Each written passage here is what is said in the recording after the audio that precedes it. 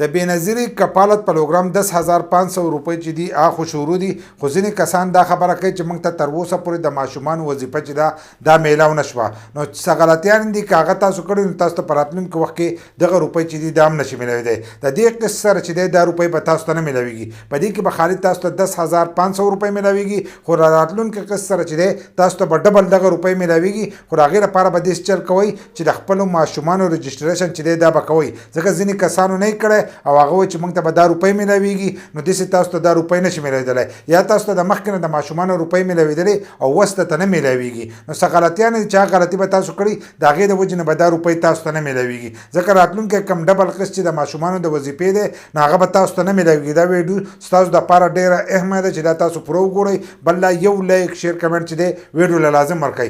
بل لا دا ویډیو معلوماتي او د غریبانو دپاره نو تاسو دا ویډیو رالی دا مخکې شیر کوئ چې نورو کسان ته هم ورسي. نو د بېنظیري کفالت پروګرام 10,500 روپۍ چې دي هغه شروع دي. دې ځل لکه تاسو لاړ شئ او روپۍ راخلئ نو تاسو ته به خالي 10,500 روپۍ چې دي دا میلاویږي. خو د دې سره نور پروګرامونه هم دي، لکه څنګه چې د ماشومانو وظیفه میلاویږي، دغه شانتې نشنما پروګرام چې دی هغه هم به دې کې دی، دغه شانتې نور پروګرامونه چې دي هغه هم د دې سره یو ځای دي. نو د نشنما پروګرام روپۍ چې دي دا به هم دې ځل تاسو ته نه میلاویږي، هغه به هم تاسو ته د راتلونکي قسط سره چې دی هغه به تاسو ته میلاویږي. خو ځینې کسان وایي چې د ماشومانو وظیفه چې دی دا موږ ته د ډېر وخت نه میلاویږي. نو دا د دې د وجې نه تاسو ته نه میلاویږي.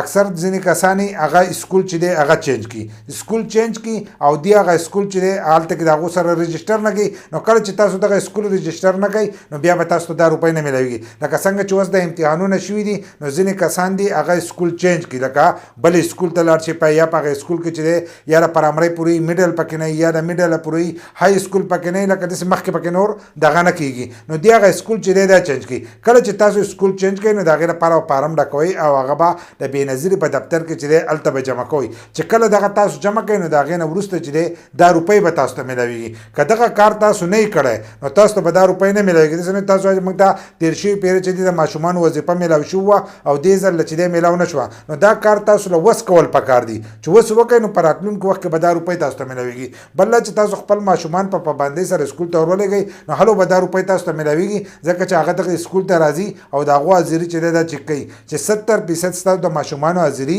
نو د هغې نه وروسته به بیا تاسو ته د دغه ماشومانو دا روپۍ چې دي دا به تاسو ته میلاویږي. که د 70% نه په کمه باندې وه نو دا روپۍ چې دي دا به تاسو ته نه میلاویږي. نو هغه په راتلونکي وخت کې چې دی تاسو ته به دا ډبل قسط میلاویږي. بل لا که ستاسو واړه چې دي هغو سکول چینج کړی لکه پاس شوي یا میډل ته شوي یا های ته شوي نو تاسو لاړ شئ او د هغې فارم ډک کړئ او په بېنظیري په دفتر کې چې دی هلته جمع کړئ چې د هغو هغه ټیم هلته کې لاړ شي او د هغې معلومات وکړي او د هغو حاضري راواخلي، ځکه د هغو حاضري اوس راواخلي نو په راتلونکي وخت کې چې دی دا قسط به تاسو ته میلاویږي. دا داسې نه ده چې نن تاسو وکړو او سبا تاسو ته دا روپۍ میلاو شي.